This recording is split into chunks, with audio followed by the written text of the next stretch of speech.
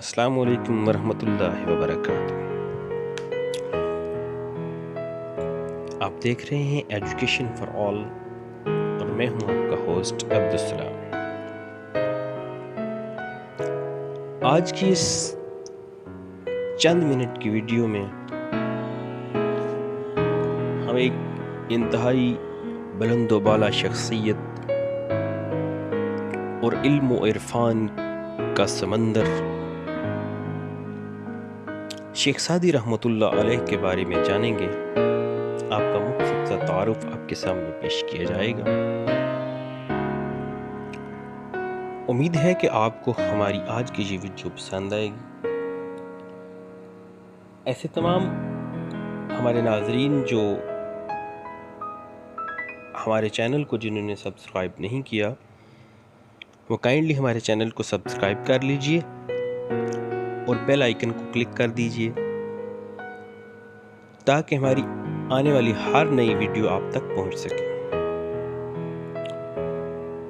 شیخ Saadi رحمۃ اللہ علیہ کا جہاں تک تعلق ہے تو آپ کا اصل نام شرف الدین تھا۔ آپ کے آباء و اجداد عرب سے تھے اور عرب سے ہجرت کر کے ایران میں تشریف لائے اور ایران کے صوبہ شہر میں صوبہ شیراز میں آباد ہوئے، اور آپ کے والد ماجد کا نام سید عبداللہ تھا۔ سید عبداللہ جو ہیں وہ جب شیراز میں تشریف لائے تو وہ حکومت کے ایک اہم عہدہ پر برجمان تھے۔ شیخ سعدی رحمۃ اللہ علیہ شیراز میں پیدا ہوئے اور اسی وجہ سے ان کو سعدی شیرازی بھی کہا جاتا ہے۔ آپ کی پیدائش 1182 سن عیسوی میں ہوئی اور آپ بچپن ہی سے دین کی طرف راغب تھے اور دینداری جو ہے وہ آپ کی جبلت میں شامل تھی۔ اس کی وجہ یہ تھی کہ آپ کے والد انتہائی دیندار، شریف النفس انسان تھے اور صوم و صلات کے پابند تھے۔ آپ کی والدہ جو ہیں وہ بھی انتہائی دیندار خاتون تھی۔ آپ کے والد کا آپ کے بچپن میں ہی انتقال ہو گیا اور آپ کی والدہ نے ہی آپ کو پروان چڑھایا اور علم کی طرف راغب کیا۔ اس وقت شیراز جو ہے وہ ایران کا دارالخلافہ ہوا کرتا تھا اور یہ علم و ادب کا ایک مرکز تھا۔ یہاں بڑے بڑے درویش، دانشور، فقیہ انسان بسا کرتے تھے اور اسی ماحول میں شیخ سعدی رحمۃ اللہ علیہ بھی پروان چڑھ رہے تھے۔ آپ نے اپنی عمر کے ابتدائی 30 سال حصول علم کے لیے بسر کیے، تعلیم حاصل کی اور علم و عرفان کی منازل کو طے کیا۔ بچپن میں آپ کے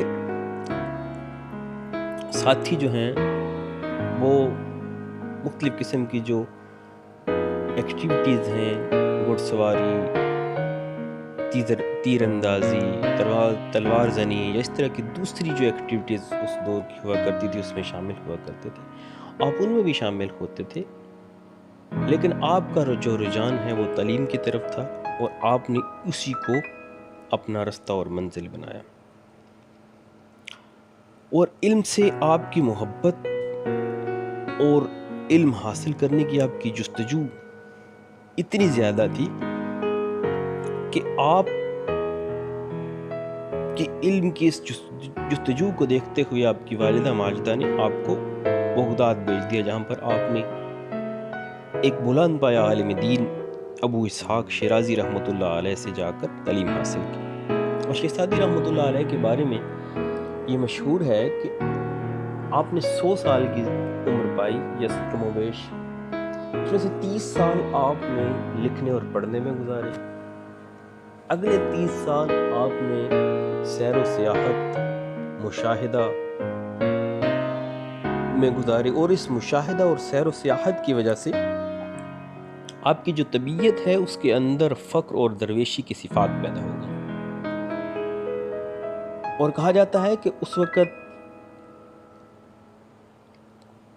سعد بن زنگی ایک حکمران ہوا کرتا تھا، اور وہ شیخ سعدی رحمۃ اللہ علیہ کا بڑا معتقد تھا۔ اسی نسبت سے آپ نے اپنا تخلص سعدی رکھا ہوا تھا، اور آپ کی ساری زندگی لوگوں کو نصیحت اور ہدایت کرنے میں گزری۔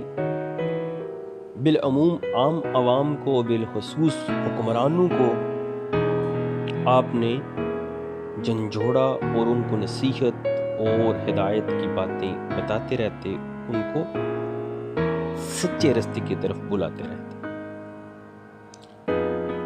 آپ نے عمر کے آخری حصے میں شیراز میں دوبارہ واپس وطن میں آئے، اور عمر کے آخری حصے میں آپ نے تصنیف و تالیف کا کام شروع کیا، اور آپ عبادت الہی کے لیے وقت کو لگایا اور اسی کام میں مشغول رہے۔ اور آپ کی 2 مشہور کتابیں گلستان اور بوستان ایسی تصانیف ہیں، ایسی بے مثال اور بے نظیر تصانیف ہیں جنہیں ساری دنیا میں پسند کیا جاتا ہے، اور یہ آج بھی کئی ممالک کے درسی نصاب کے اندر شامل ہیں۔ اور صدیاں گزر جانے کے باوجود ان لازوال علمی کتابوں کی جو شہرت ہے اور جو پسندیدگی ہے وہ کم نہیں۔ ان کتابوں میں آپ نے عام لوگوں کو اور بطور خاص حکمرانوں کو ہدایات اور نصیحتوں کے ذریعے چھوٹی چھوٹی مگر پر اثر حکایات تحریر کر کے سیدھے راستے کی طرف لانے کی کوشش کی۔ اور آپ رحمۃ اللہ علیہ نے 100 برس کی عمر میں یا کم و بیش انتقال پایا، اور آپ رحمۃ اللہ علیہ کا مزار شیراز میں واقع ہے۔ امید کرتا ہوں کہ آپ کو ہماری آج کا یہ لیسن شیخ سعدی رحمۃ اللہ علیہ کے بارے میں پسند آیا ہوگا۔ بہت شکریہ۔ السلام علیکم ورحمۃ اللہ وبرکاتہ۔